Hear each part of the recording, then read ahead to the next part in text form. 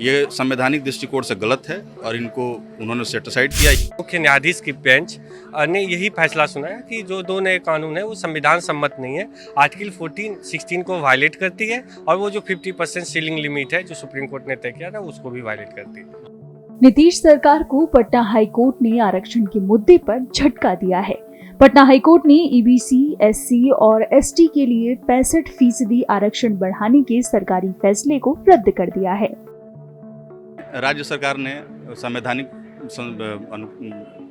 नियमों को तोड़ मरोड़ करके 49.5 से बढ़ा के 65% कर दिया था शिक्षण संस्थानों में नामांकन में और पद सरकारी सेवाओं में के लिए।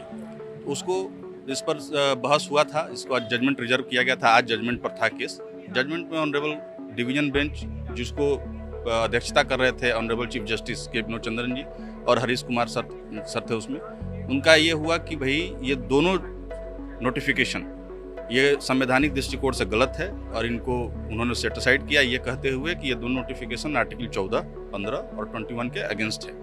तो जो पहले का नियम है जो आरक्षण में वो लागू रहेगा? जी, पहले का नियम वही रहेगा बिकॉज 1992 में इंदिरा साहनी के केस में कहा गया था कि भाई आरक्षण 50% से एवं नहीं जाएगा और उसी के आधार पर अब तक वो चला आ रहा था। फिर रिसेंटली 2021 में मराठा आरक्षण के केस में सुप्रीम कोर्ट ने फुल स्टॉप लगा दिया था कि कोई भी राज्य सरकार 50% के ऊपर कोई आरक्षण देगी नहीं। उसके बाद भी कास्ट बेस्ड सर्वे के आधार पर 65% कर दिया गया था बिहार सरकार के द्वारा, जिसको गलत पाते हुए कोर्ट ने इस चीज़ को सेटिसाइड कर दिया। जो राज्य सरकार ने नई 2 कानून लाई थे, शिक्षण संस्थानों और रोजगार संस्थानों में 49.5% जो आरक्षण सीमा थी राज्य में पहले, उसको बढ़ाकर 65% की गई।